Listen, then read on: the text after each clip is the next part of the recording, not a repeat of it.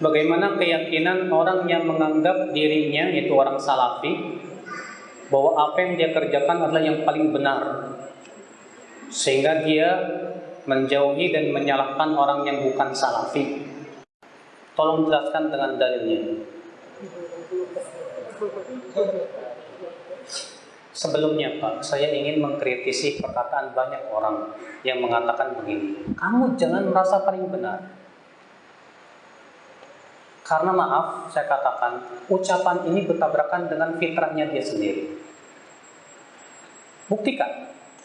Kalau ada orang berkata kepada Bapak, kamu jangan merasa paling benar. Tanya, kamu berkata seperti itu merasa benar kan? Hah? Iya, kalau ada orang berkata kepada Bapak, kamu jangan merasa paling benar. Balikan. Bapak ngomong gitu merasa benar nggak? Benar sih. Ya udah sama aja berarti. Ya kan? Fitrah orang, Pak. Yang kedua, ada nggak sih di dunia yang mengatakan saya paling salah sendiri? Saya paling sesat sendiri. Ada nggak? Fir'aun saja, semua kita yakin. Fir'aun, pentolannya Tauhud ini. Allah mengatakan dalam surat Ghafir, qala Fir'aun ma urikum illa ma ara wa ma ahdikum illa sabila rasyad. Berkata Fir'aun, aku tidak memandang untuk kalian kecuali apa yang aku pandang baik, dan aku tidak membimbing kalian kecuali kepada jalan kebenaran. Itu Fir'aun ngomongnya begitu Pak. Fir'aun gak ngerasa dirinya sesat. Yang ketiga Pak, orang yang mengatakan jangan merasa paling benar sendiri, pasti kalau diamalkan jadi pelin-pelan. Coba deh, Fatihah sholat Allahu Akbar, kamu letakkan di mana? Di dada, jangan merasa paling benar sendiri ya. Terus gimana dong? Ke bawah. Kok di perut? Jangan merasa paling benar sendiri. Terus yang benar yang mana ini? Ini apa ini? Apa ini? Pasti pelin-pelan Pak, benar Pak. Pelin-pelan. Justru ketika kita merasa benar itulah kita berjalan. Di atas itulah kita berjalan. Kalau ada orang merasa paling benar, tapi hujahnya Al-Quran, hadis, ijma, wajib merasa paling benar. Karena Al-Quran, hadis, dan ijma tidak mungkin salah. Iya tidak? Kalau ada orang merasa paling benar, pas ditanya dalilnya, nggak ada, ini salah. Jadi kalau merasa paling benar, karena adanya hujah, dalil yang sangat kuat dari Al-Quran, hadis, dan ijma, boleh, nggak masalah. Bahkan itu harus, Pak. Karena kebenaran yang hanya berasal dari Allah dan Rasul. Namun, ada permasalahan-permasalahan memang yang tidak ada nas dalam Al-Quran dan hadis, tidak ada ijma juga, yang ada perselisihan ijtihad para ulama. Contoh misalnya Imam Syafi'i mewajibkan baca Al-Fatihah di belakang imam, sementara ulama lain mengatakan tidak wajib.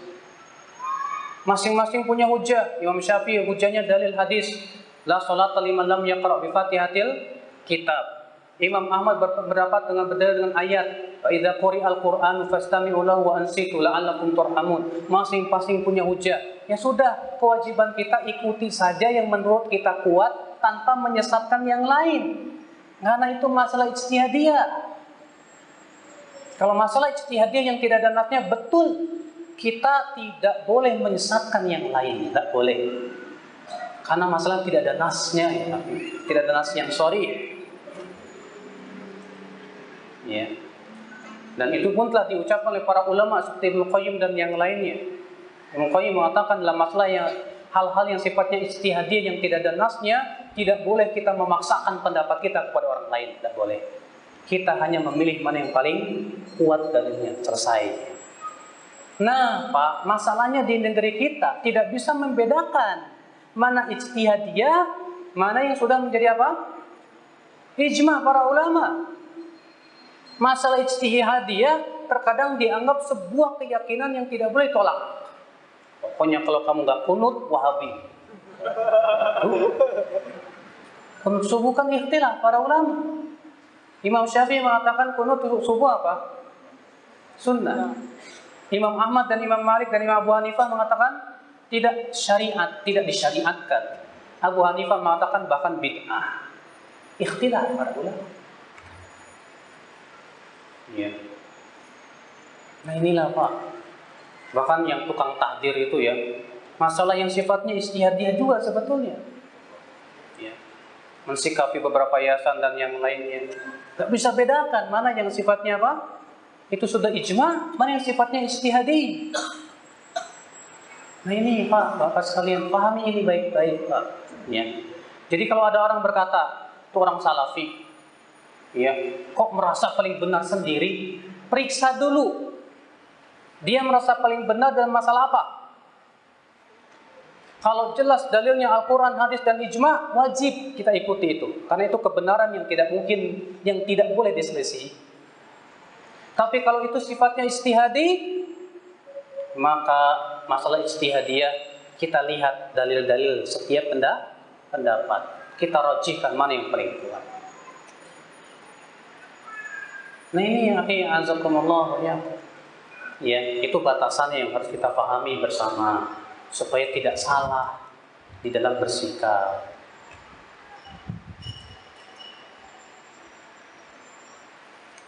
Pertanyaan-pertanyaan fikih yang di luar pembahasan tema kita saya tidak akan jawab ya. Insya Allah dijawab oleh Ustaz yang ada di sini aja.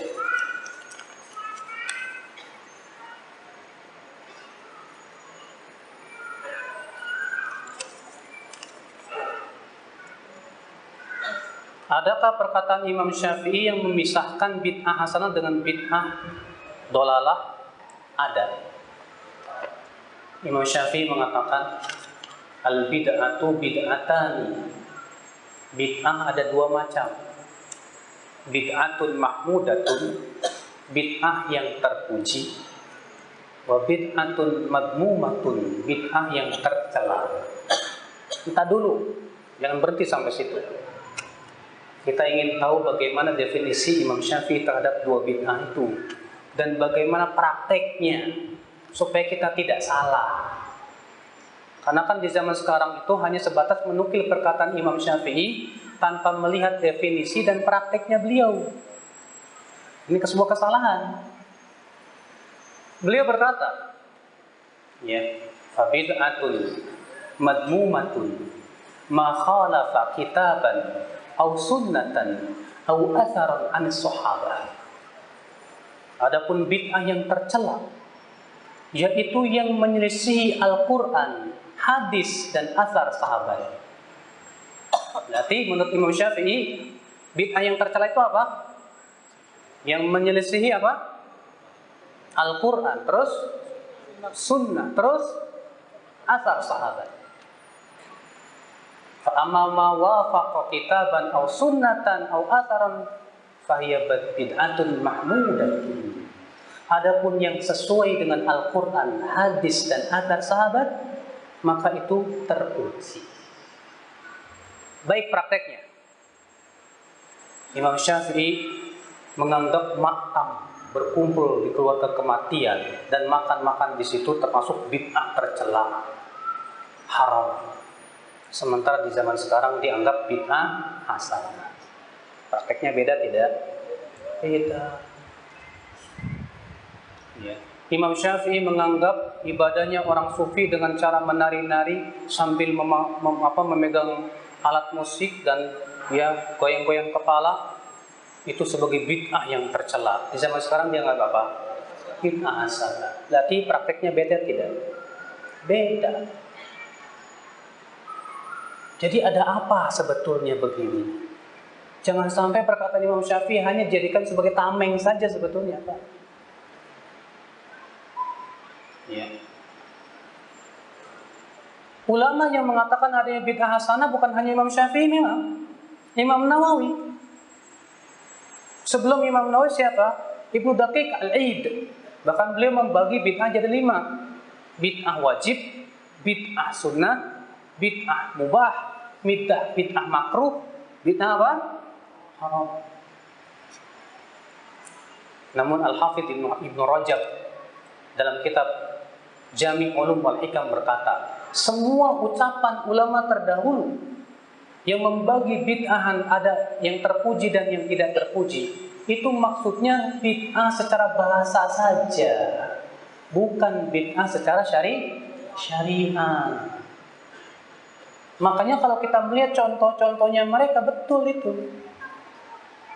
Seperti misalnya sesuatu yang disebut dengan membukukan Al-Quran.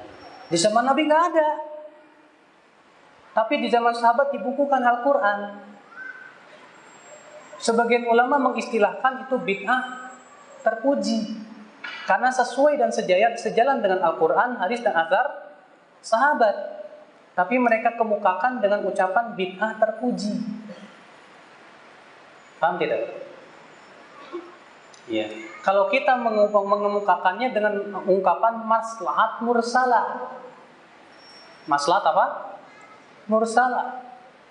Contoh lagi, adanya ilmu nahwu, ilmu shorof, ilmu hadis, ilmu ushul fikih di zaman Nabi ada tidak? Tidak ada. Kemudian muncul dalam rangka apa? Melindungi Al-Quran dan hadis dari pemahaman yang tidak benar. Maka para ulama mengatakan, sebagian mengatakan itu bid'ah yang terpuji. Sementara sebagian ulama mengungkapkannya dengan kata-kata maslahat mursalah. Sebetulnya inilah Pak ya, yang dimaksud oleh mereka bid'ah yang terpuji itu. Saya akan lebih perjelas lagi. Ingat, ada sebuah kaidah yang harus bersama kita pahami.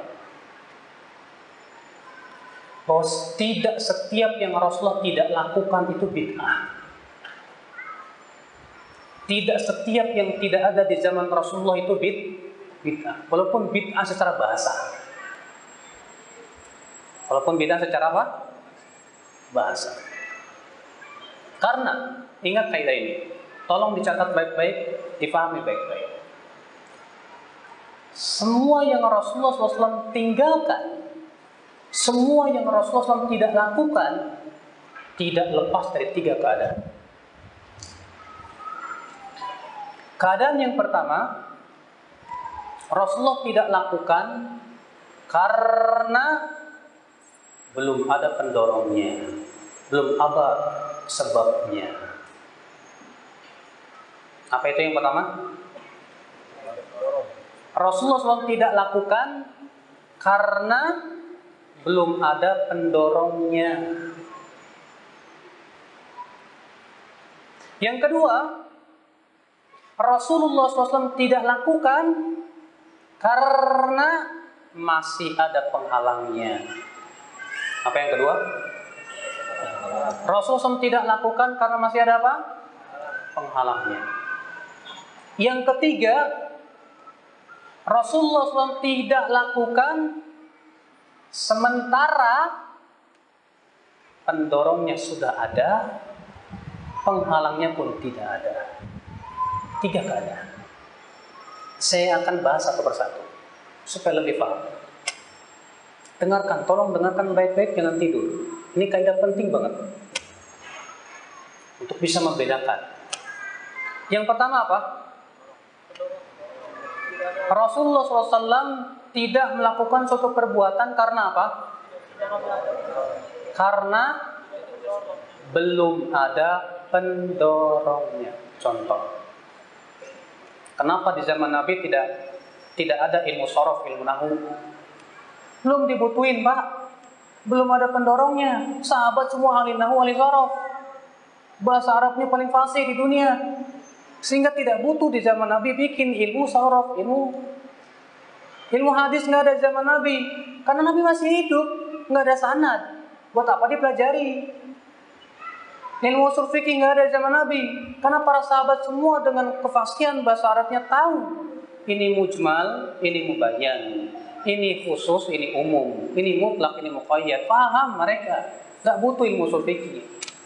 Berarti belum ada pendorong. Di saat pendorongnya muncul dan itu maslahatnya besar, boleh dengan ijma para ulama.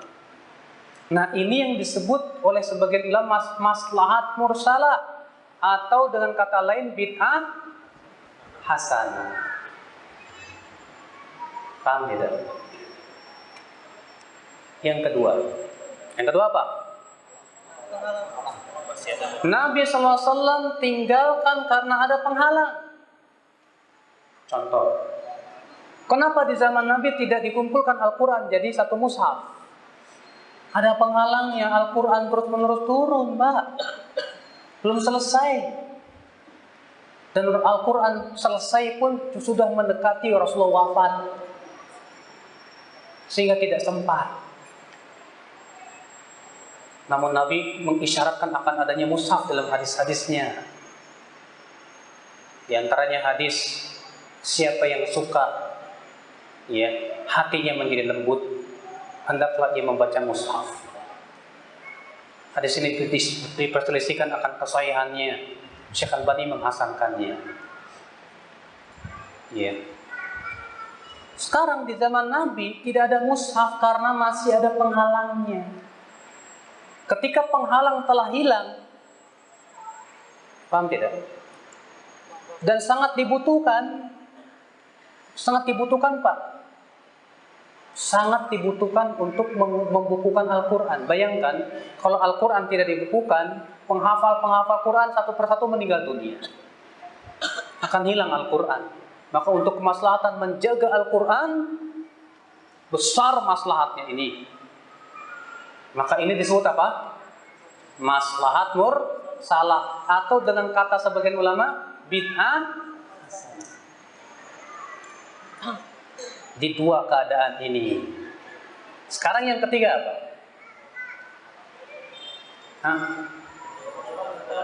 Nabi tidak lakukan, sementara pendorongnya ada, penghalangnya tidak.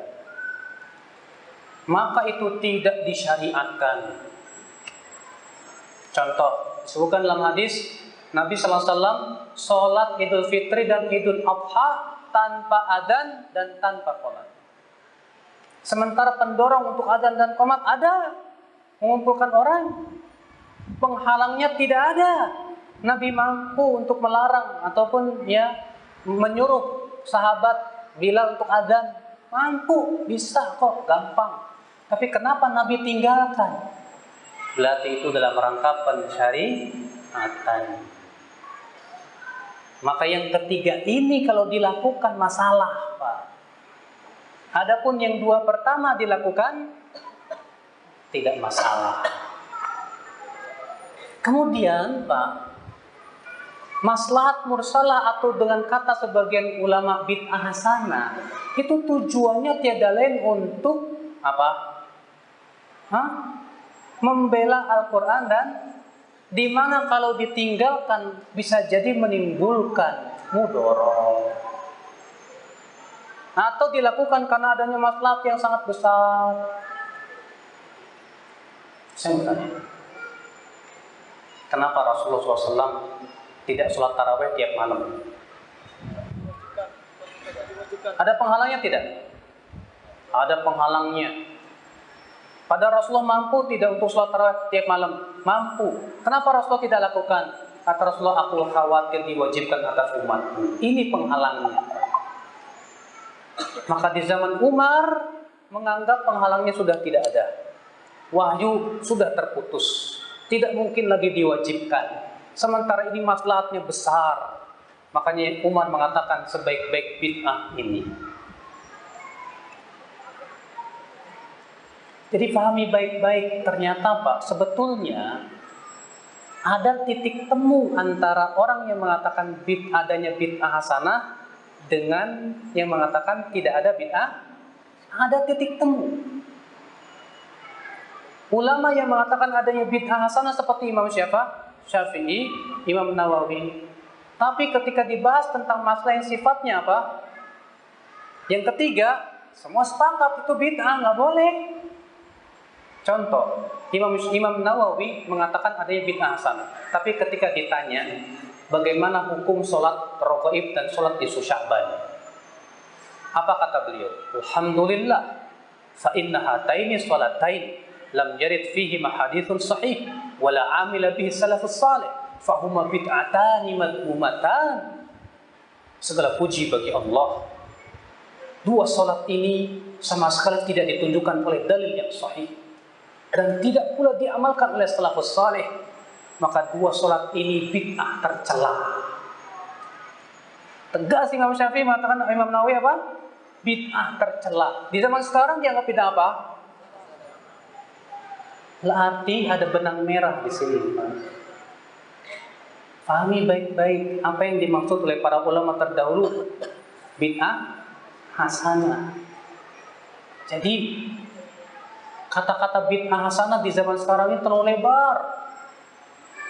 Jadinya semua yang dianggap baik oleh akalnya bid'ah hasanah. Lah kalau seperti itu namanya membuka pintu selebar-lebarnya orang berkreasi sendiri. Musibah wallah. Musibah, tak boleh seperti itu ya akhal Islam, azakumullah. Nah inilah ya. Faham tak? Faham insyaAllah? Alhamdulillah kalau faham.